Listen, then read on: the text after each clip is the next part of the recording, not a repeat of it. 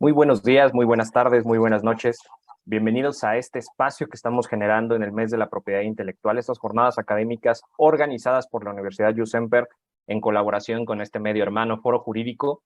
Hemos tenido la oportunidad de tener a grandes mentes, por supuesto, a grandes leyendas en materia de propiedad intelectual en nuestro país, que poco a poco han ido formando las estructuras de las nuevas reglas de la propiedad intelectual en nuestro país a nivel de derechos de autor o propiedad industrial, por supuesto, cada uno desde su trinchera, ya sea desde el litigio, ya sea desde el despacho, ya sea desde la teoría, por supuesto también desde las obras literarias y cómo han construido la doctrina de lo que hoy en día podemos conocer como la propiedad intelectual que practicamos muchos de nosotros, por supuesto, en las aulas o en los tribunales.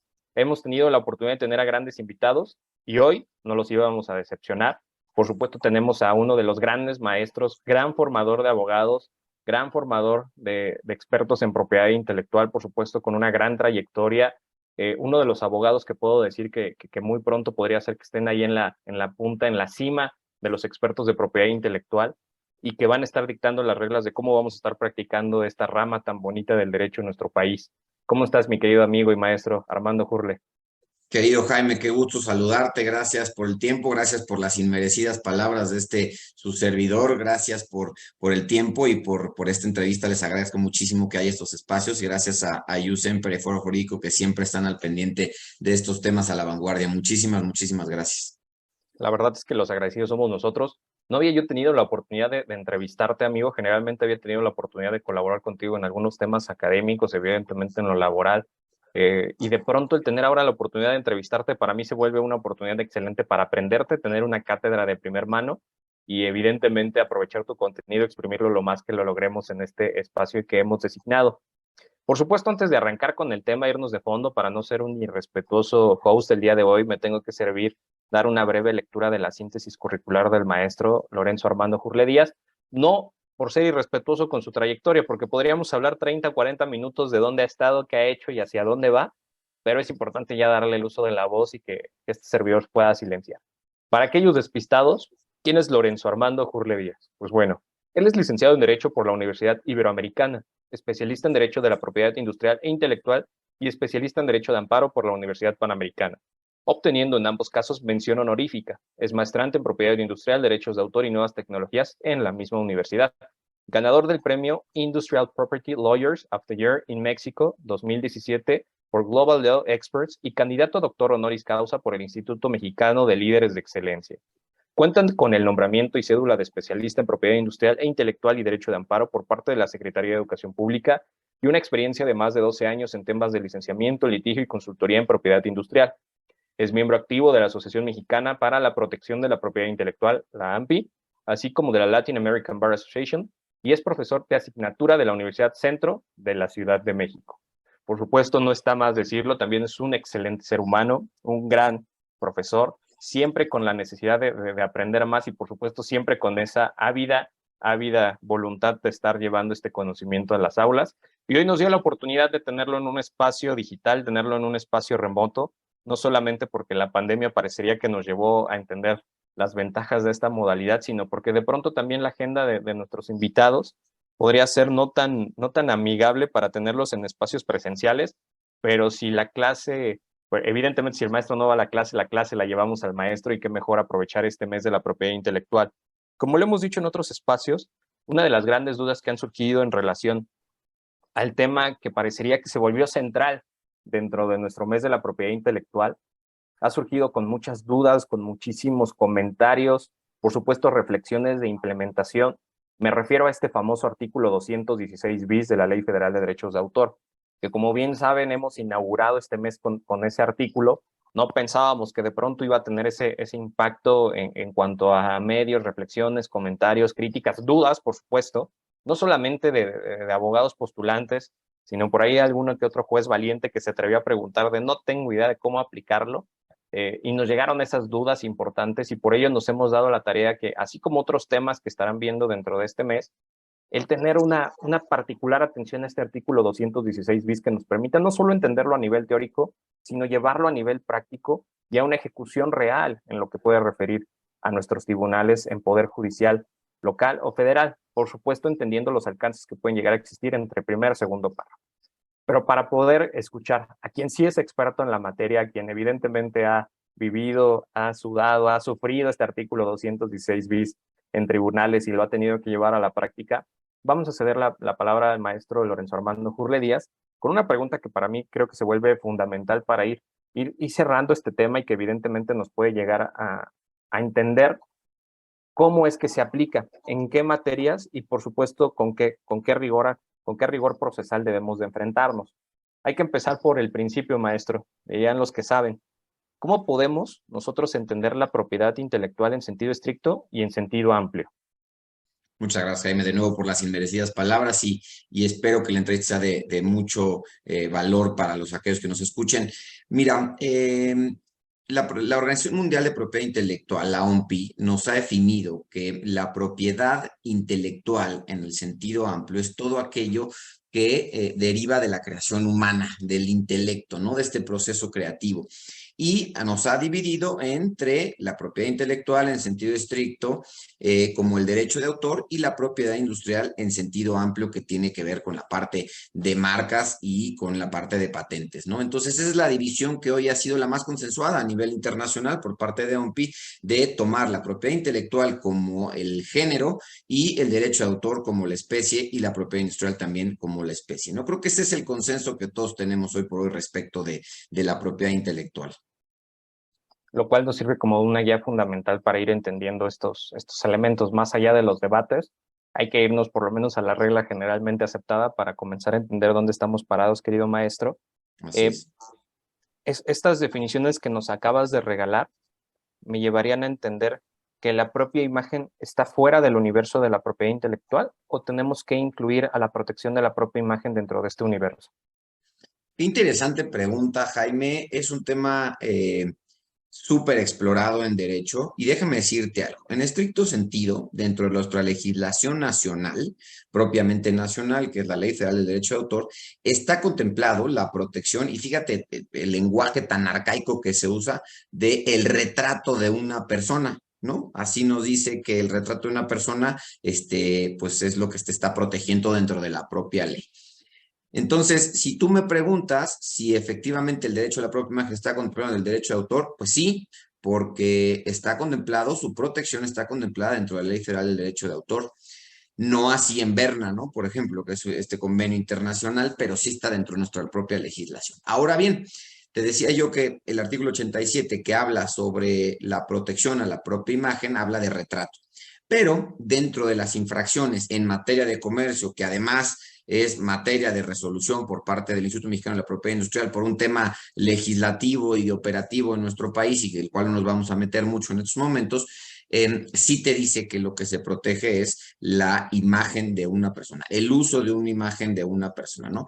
Entonces, creo que estas partes, pues sí nos lleva a pensar que efectivamente, y quiero distinguir la respuesta, el derecho de autor protege hoy por hoy dentro de nuestra legislación como derecho positivo a el derecho a la imagen, pero pues por supuesto que los más naturalistas tienen este concepto de que la imagen tiene que ver con la dignidad humana y que está protegido dentro de la parte de convencionalidad y dentro de la parte constitucional como dignidad humana, ¿no? Pero bueno, para aterrizar un poco más esta respuesta, sí, sin duda, dentro de nuestra legislación nacional, el derecho a la imagen es parte de la protección dentro de la legislación del derecho de autor. No había caído en cuenta hasta ahorita que lo mencionas, realmente de lo arcaico, como bien lo dices, de la palabra retrato dentro de una legislación. Amigo, de pronto lo damos por hecho dentro de la lectura, le damos una interpretación, pero en estricto sentido ya no estamos haciendo esos retratos. O cuando hablamos de los casos controvertidos, por sí mismo no es un retrato del que estamos hablando como lo podríamos llegar a considerar con aquellas cámaras victorianas que se tomaba la fotografía, salía el flash y se quemaba el foco, o estos retratos que pueden existir en estas plazas o parques nacionales que de pronto nos podemos enfrentar. Hay muchas modalidades diferentes y que evidentemente pueden llegar a exceder este tema del retrato. Pero justo con esto que nos hablas, me genera una duda, y por supuesto es una duda legítima que se han enfrentado nuestros asistentes y nuestro auditorio a este tema, amigos, sobre todo porque parecería que de pronto es confuso o es complejo el entendimiento.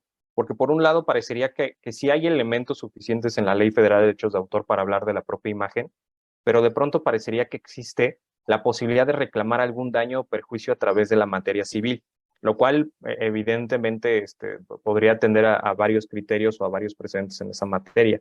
¿Es posible reclamar las violaciones a la imagen de una persona a través de esta naturaleza civil? Fíjate que es muy interesante nuevamente la pregunta y te la agradezco mucho, Jaime. Tradicionalmente, la acción por uso de imagen, y obviamente estamos hablando de acción en término amplio del derecho a acción y un derecho subjetivo, la acción que tenía que ver y que se relacionaba con el daño, con el uso de la imagen, era el daño moral, ¿no?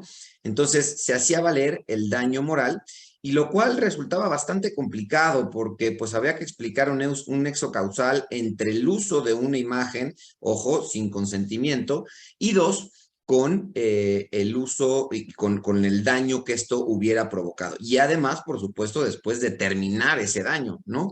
Entonces, pues el abogado litigante tenía muy complicado hacer esta tarea, y la verdad es que eran contados los casos que llevaban a un buen puerto esta acción, ¿no? Ahora, eres pues, muy relevante señalar que pues, el derecho a la imagen en muy pocos estados se encuentra regulado. Jalisco, Estado de México, por ejemplo, que sí tienen esta legislación, Quintana Roo, que sí hablaban propiamente de este derecho a la imagen, ¿no? Entonces, pues bueno, ahí teníamos un poquito más de ayuda, y por supuesto, en la Ciudad de México, cuando vino esta ley, que ahorita seguramente hablaremos un poco más de ella, pues ya teníamos un poco más de elementos, pero anteriormente solo había dos opciones. Una, hacerlo a través, como yo lo señalaba, de la acción por daño moral, ¿no? Y probar ese nexo causal entre la conducta de revelación de la imagen sin consentimiento y el daño per se que había causado, y volvemos a lo mismo, entrar en esta parte de la dignidad e intimidad de la persona, ¿no? Ahora, hasta antes del 2017 tampoco existía un consenso respecto si el Código Civil Federal protegía o no este derecho, ya que este Código Civil Federal nos regulaba la acción de daño moral, pero no tenía una redacción que nos llevara también a poder acreditar ese nexo causal entre la acción y la vulnerabilidad de los derechos de la personalidad. Pero afortunadamente, y con base en toda la evolución que hemos llevado durante los últimos años, es en 2017 que finalmente, con las reformas que se hacen al código, y en concreto y en particular al artículo 1916, 1916 de este ordenamiento, queda finalmente claro que las acciones de daño moral procedían por violación al derecho de imagen, ¿no? Y bueno, como ya lo anticipaba yo hace unos segundos, en la Ciudad de México, en la Ley de Responsabilidad Civil para la protección al derecho de la vida privada, el honor y la propia imagen en el Distrito Federal, resulta pues muy fresca y muy revolucionaria en este tema, y sienta un precedente para nosotros respecto de la armonización del derecho a la imagen, tanto como un derecho subjetivo, sí relacionado con la privacidad y el honor de una persona, pero también como una acción que en vía de excepción se podría hacer valer dentro pues del espectro de la ley local, ¿no? De la ley común en la Ciudad de México. Muchas gracias por esa precisión. De lo que estás comentando, parecería ser que entonces esta reclamación en materia de daños y perjuicios por afectaciones a la propia imagen podría ser que no sea una vía tan recurrente la civil para poder exigir su reparación, amigo, o si se utiliza recurrentemente por parte de tribunales locales, o viene en una reflexión mucho más de orden federal. Pareciera, es igual algo que está sucediendo en los últimos años mucho más frecuente, pero no era común. Y no era común simplemente primero, por desconocimiento, y dos, por lo que ya hablábamos, por la dificultad de hacerlo valer, ¿no? Es decir, por un lado, pues alguien que tenía un derecho a la imagen, o alguien que se sentía vulnerado por la divulgación de sus imágenes, ya no nos metamos en las particularidades de la imagen, pero alguien que tenía estas situaciones, pues iba con su abogado y le decía, oye, pues es que usaron mi imagen. Y la verdad, siéndoles honesto, un abogado especialista en derecho civil, que pues, generalmente veía otro tipo de juicios, no tenía, la verdad, mucho conocimiento sobre por dónde ir, ¿no? Por eso es que tenía que estar revisando la acción de daño moral, no le quedaba clara, el código no le ayudaba, entonces evidentemente no era tan frecuente. Nadie les dijo a los abogados que se dedicaban a la materia civil que la acción prevista en el derecho de autor podría hacerse valer ante los tribunales comunes. Nadie les dijo eso. Entonces, pues evidentemente no era tan común como se pudiera haber previsto, no era común, no había claridad, entonces había pues muchísimos casos en donde no se podía llegar a buen puerto con esta acción. A nosotros nos tocó ver un caso hace ya muchos años de una modelo, por supuesto no voy a decir nombres, pero de una modelo que habían utilizado su imagen para los paquetes de venta de salchichas. Y la modelo demandó a la empacadora de salchichas por el uso de su imagen en la vía civil y a mí me tocó por ser parte de la defensa de un supermercado, ¿no? Que vendía propiamente esto. Entonces, lo que hicieron, y creo que esto va a contestar un poco mejor la pregunta, lo que hicieron es promover en la vía civil la acción de daño moral de la modelo por el empacado de estos productos. Y a nosotros, como una infracción en materia de comercio, por la venta pues de estos productos. La realidad es que lo interesante y también a lo que nos lleva a pensar esto es si esta acción que se hacía valer dentro de la vía civil excluye a una de la otra, ¿no? Porque es algo que tampoco se ha planteado con tanta certeza y que no hemos visto pues a lo largo de los años. Lo cierto es que estas son preguntas que salían dentro de los últimos años. Este caso estoy hablando quizás de hace unos 6 o 7 años, en donde teníamos pues, dos frentes abiertos, ¿no? La vía civil y la vía de infracción en materia de comercio respecto del 87 de la Ley Federal de Derecho de Autor, que como decíamos, hablábamos del término arcaico, ¿no?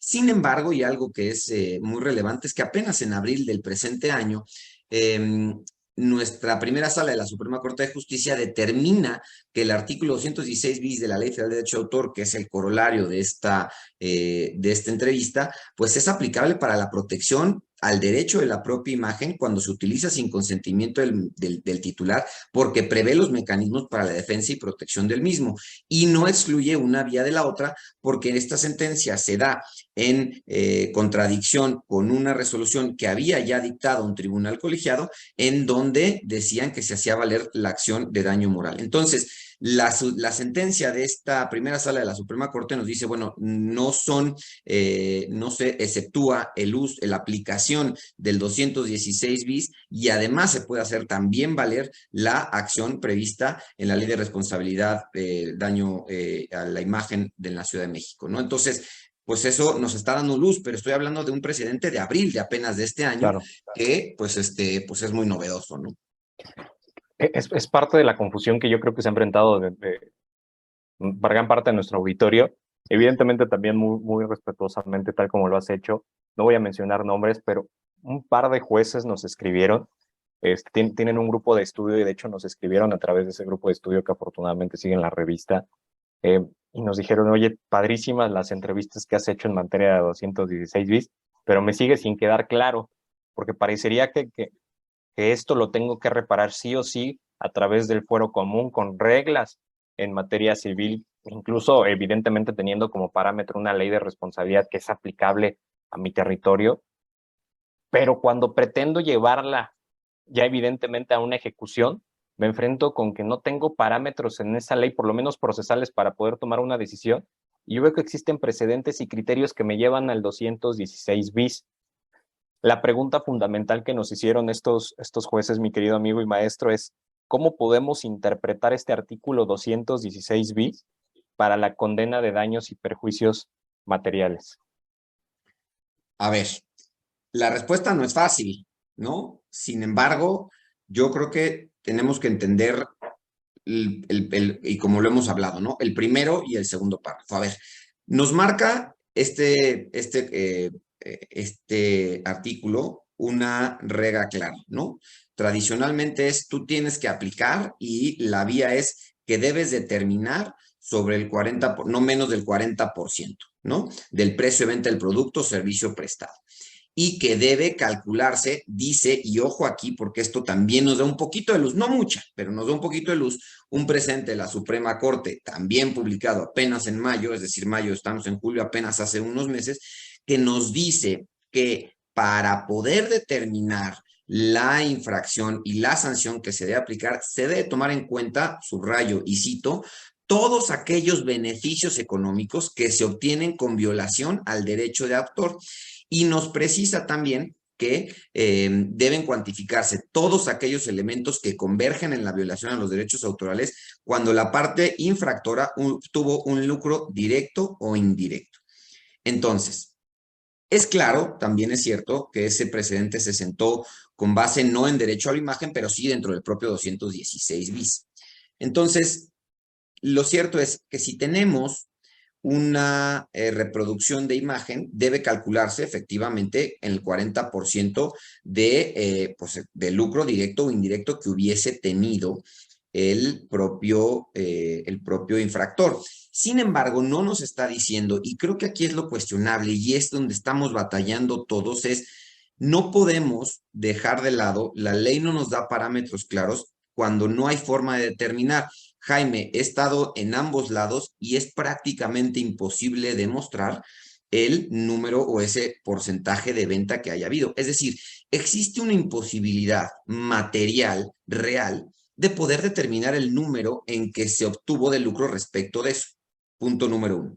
Punto número 2. Resulta igualmente difícil o más aún complicado determinar si a raíz del uso de la imagen, efectivamente hubo un incremento en las ventas de ese producto, ¿no? Es decir, antes del uso de esta imagen se vendía a este precio y ahora resulta que se pudo vender más caro o que se vendieron más ejemplares. Tampoco es fácil de determinar.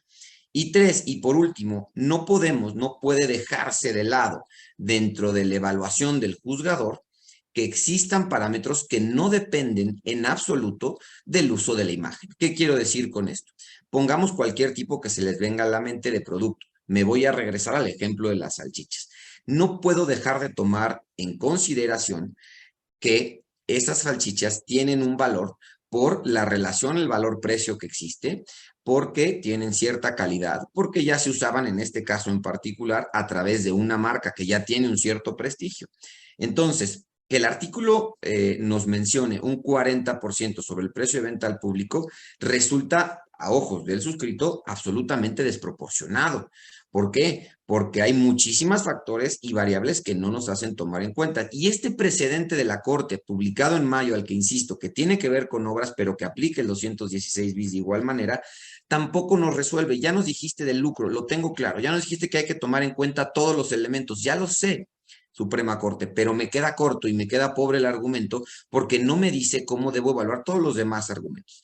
Luego, entonces, me paso al siguiente párrafo, dice, cuando no sea posible determinarlo, entonces el juzgador, al auxilio de peritos, puede entonces sí ayudarse para determinar la cantidad de la infracción. Y aquí quiero hacer una pausa, Jaime, porque es muy relevante lo que dice aquí el precedente también de mayo de la Suprema Corte, en donde la verdad, siéndote honesto, se confunde totalmente la Suprema Corte entre un párrafo y el segundo.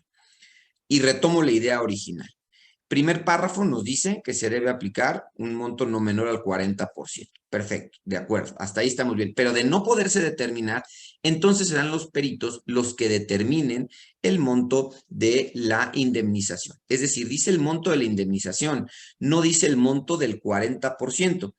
¿Qué quiero decir con esto? La Suprema Corte confunde la idea y dice que los peritos van a ayudar a determinar cómo llegar a ese 40%, pero eso no es lo que dice la literalidad de la ley. Entonces, esta confusión, la verdad, no nos ayuda. Lo bien que nos había ido el precedente que se publica en abril, que sí nos da un poco más de luz, nos viene a parar más complicaciones porque no se refiere a eso el artículo. Yo estoy seguro que esto es algo que eventualmente, no sé si en esta época, pero sí se va a echar para atrás porque este precedente va en contra de la literalidad del artículo 216 bis. Si no se puede determinar el monto del 40%, determinemos entonces el monto de la indemnización, pero no así busquemos volver y seguir a determinar ese 40%. No sé si más o menos me expliqué, Jaime, o dejé a la audiencia con más bolas.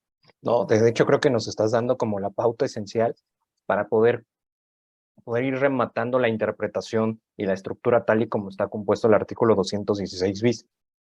Una de las dudas que se tenían presentes, maestro, es que parecería que el artículo 216 bis tiene una aplicación conjunta y paralela del primer y segundo párrafo. Nos llegaron algunas dudas en ese sentido. Oye, entonces lo que te entendí es que tengo que aplicar el primer párrafo y segundo párrafo a la par. Es decir, me voy con el 40% del precio de venta y con todos estos factores y variables detrás que pueden existir, más el apoyo de peritos para poder hacer una suma. Con lo que me estás diciendo parecería que fortalece la interpretación en el sentido de que son ejercicios procesales diferentes, el que viene contenido en el primer párrafo y el que viene contenido en el segundo párrafo. Una de las cosas que señalaste me parece, por supuesto, fundamental. Es donde más dudas han existido de por medio con parecería, esta reparación desproporcionada respecto del bien jurídico tutelado que se pretende llevar a juicio, en el cual este 40% no solamente se podría llegar a considerar respecto del precio de venta, como bien dices, de un producto que por sí mismo ya tiene una comercialización con o sin el uso de esa imagen, y existen interpretaciones que dicen, a ver, y no solamente te voy a tomar en consideración eso, si por algo esto te permitió cerrar otras negociaciones comerciales, si esto te permitió además tener otros patrocinadores, si esto te permitió acercarte a otros profesionales, a otro tipo de modelos, si esto te permitió acercarte a otros factores, si esto te permitió ingresar a otro tipo de productos, espérame, pues debe de tener un límite. No podemos llevarnos a todas las ganancias que puede llegar a tener un negocio, como estas interpretaciones desproporcionadas que pueden existir en materia, por ejemplo, de hoteles, restaurantes o bares, ¿no? Donde a lo mejor puede ser el uso ilícito de alguna obra que de pronto parecería que en esta figura de lucro directo o lucro indirecto, de pronto lleva interpretaciones a donde hasta las servilletas que llegaste a vender o las palomitas que se vendieron en la entrada tendrían que formar parte de esta interpretación. Una de las cosas que me gustaría que nos ayudes a definir en este caso, para que quede muy puntual, mi querido maestro, es cómo sé que tengo que aplicar el primer párrafo y cómo sé que me tengo que ir al segundo. Y en el caso de tener que aplicar este primer párrafo, ¿cuáles serían los límites de interpretación? Si ahorita un juez tuviera esta entrevista en las manos y tuviera al maestro Lorenzo Hurle con él apoyando, mi estimado maestro Lorenzo, tenemos este caso, ¿cómo lo resolvemos? ¿Cómo aplico este primer párrafo? Y si el maestro Lorenzo Hurle les dijera, pues no va el primer párrafo, nos tenemos que ir al segundo, ¿dónde está el límite del juzgador y qué le tiene que pedir a las partes para que pueda funcionar este segundo párrafo? Gracias, Jaime, por la pregunta. A ver, hace rato hablábamos de que antes del 2017, en el Código Civil Federal, se establecía la acción de daño moral, pero no podíamos llegar o sea, no había la regulación propia de derecho a la imagen, ¿no? O sea, no te lo decía así el código. Esto se reforma en 2017 y ya platicamos de esto, pero a raíz de esta reforma de 2017, pues lo que sí quedó pendiente, y ahora voy a contestar tu pregunta, no le estoy evadiendo, lo que sí quedó pendiente es la forma en que debemos, pues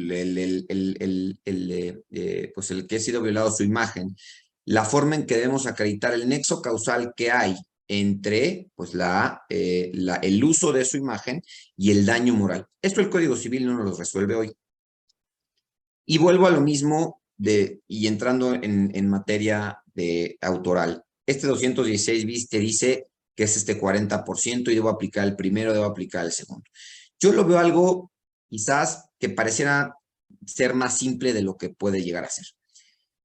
En el precedente que hablábamos de abril del 2022 de este año, se trataba, como ya lo decías tú, de una discoteca. Si yo desconecto la música de una discoteca, la discoteca no tiene razón de ser, ¿no? Porque el precedente además habla de una discoteca. Pero si estamos hablando de que hay muchísimos más factores que involucran a esta parte de este 40%, nos queda claro que el juez no va a poder determinarlo porque es perito en derecho, pero no perito en la materia. Y por eso es que el legislador, previendo esta situación, le dice, pero no te preocupes, juez. Si no puedes, que la indemnización la determinen peritos que sean presentes en la materia. Entonces, recapitulo y contesto puntualmente tu pregunta.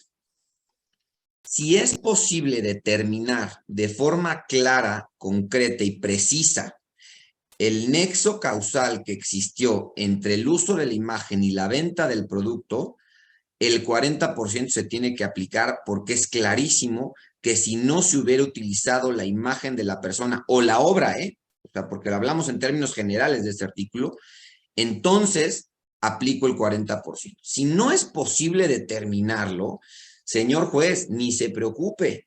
Tenemos el 216 bis segundo párrafo que nos dice que entonces llamemos a peritos para ver hasta dónde estuvo el golpe, para ver hasta dónde debe de llegar la indemnización. Pero simplemente si no es claro, si no se puede llegar a ese monto, es así. Y resumo la respuesta. Si es posible determinar el nexo causal de forma clara, precisa y puntual entre el uso de la imagen y la violación del derecho como tal, al existir la falta de consentimiento, aplico este 40%, porque no hay nada que pensar.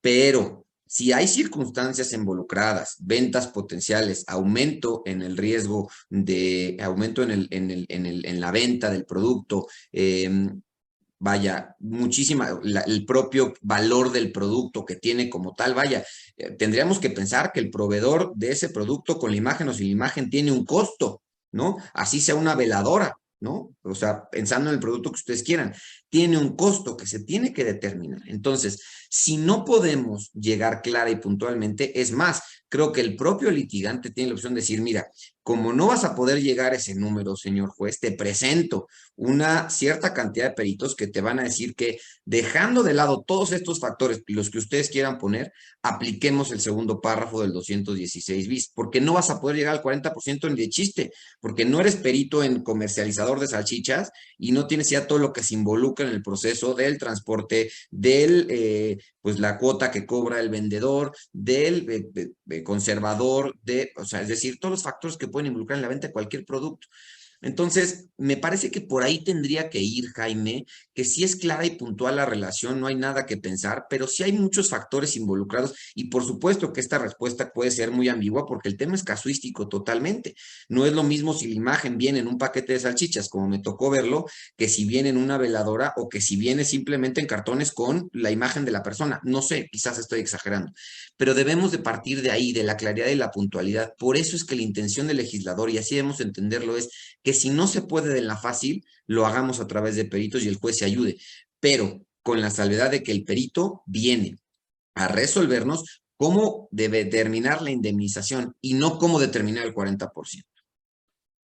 Que eso creo que es una interpretación brillante y dentro de la reflexión que también me estás indicando, por supuesto, también el hacer el recordatorio, por supuesto, salvo comentario en contrario, que cuando vienen los peritos a dejar sus comentarios expertos en una materia en particular, a favor de una u otra postura, y por supuesto que es muy probable que exista este perito tercero en discordia, de todos modos existe la responsabilidad por parte del juez de determinar conforme a estos valores objetivos desde un área en particular de experiencia, el tomar la decisión. Es decir, la pericial no puede ser quien tome la decisión en tanto que las facultades no se sustituyen por parte del juzgador en el momento de tener que determinar ese monto de la indemnización.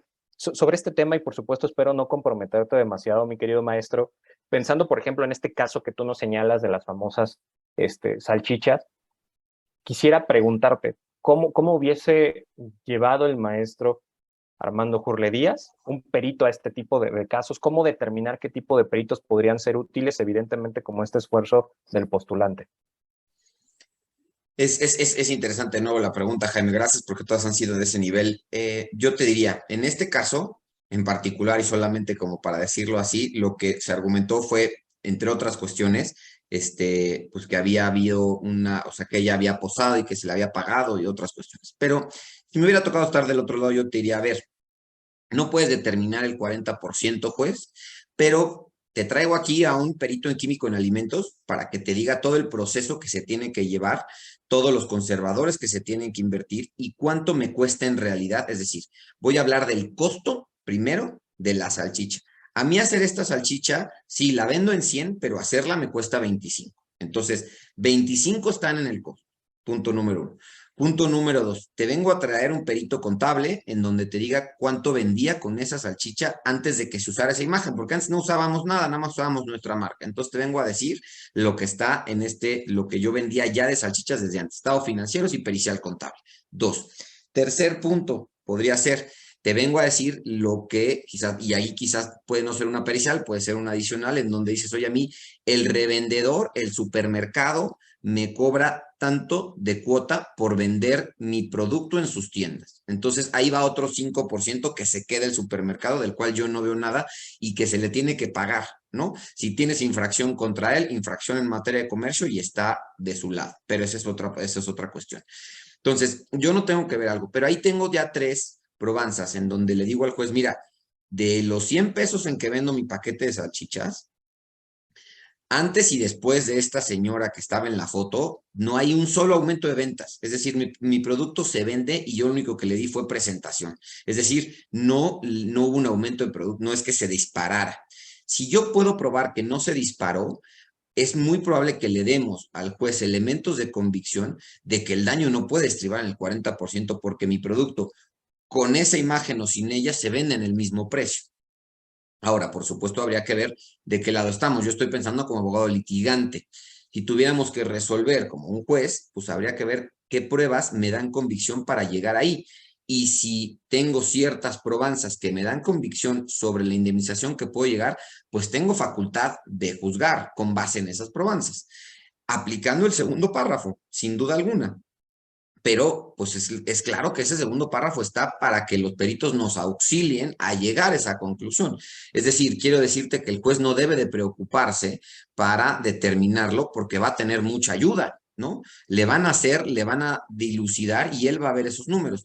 Te puse 3 ejemplos de quizás 2 de periciales contables y de química en alimentos hablando de estas cuestiones, pero la posibilidad es infinita si hablamos de ciertas cuestiones de contabilidad, de periciales financieras, en donde realmente se puede llegar a un número y en donde sí, quiero ser muy claro, se infraccione a aquel que haya usado una imagen sin consentimiento, sin duda, pero también sin caer en un extremo en donde la relación el nexo causal entre la conducta y el producto no es totalmente, no es posible vincularlo por todas las imposibilidades materiales que hemos platicado durante esta entrevista.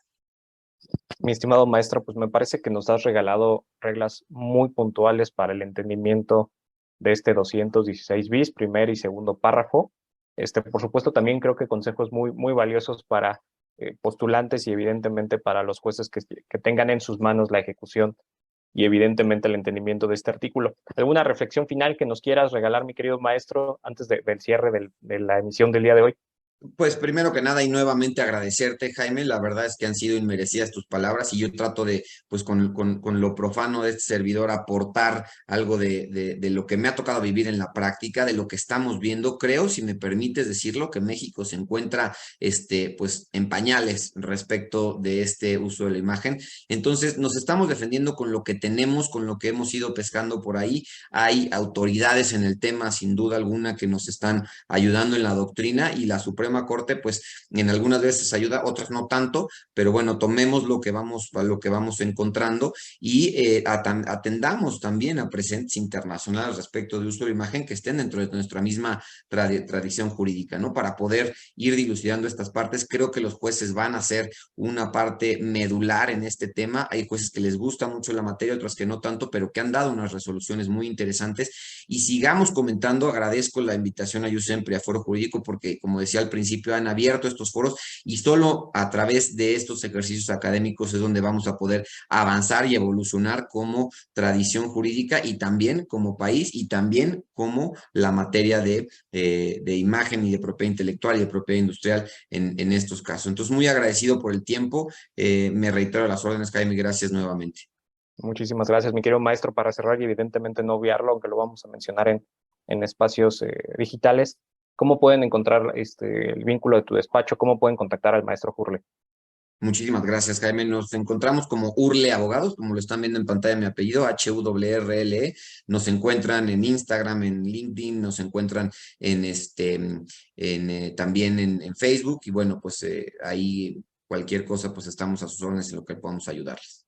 Excelente, pues ya saben dónde buscar al maestro Lorenzo Armando Gurle Díaz. De pronto yo tuve la facilidad de que tengo su número de WhatsApp y lo puedo invitar a temas académicos, pero cuando tienen la necesidad de un asunto delicado, ya saben a quién tienen que buscar. Les recordamos que estamos en el marco del mes de la propiedad intelectual que celebramos junto a la Universidad USEMPER, estas jornadas académicas que tendrán difusión no solamente a través de nuestros espacios académicos, sino los espacios impresos y digitales de este medio hermano Foro Jurídico. Estamos armando estos foros de discusión para comprender mejor la propiedad intelectual y su ejercicio en México, distintas vertientes, temas de discusión y, por supuesto, uno de los temas que parece que despertaron bastante interés en nuestro auditorio, que es cómo este se puede aplicar, este 216 bis. Me queda más que agradecer el espacio, agradecer a cada uno de los asistentes, por supuesto, agradecer a mi invitado de honor del día de hoy, el maestro Lorenzo Armando Gurle Díaz, que sin duda, como se los dije, no iba a ser una entrevista, iba a ser más una clase magistral. Espero que te haya sentido cómodo, maestro.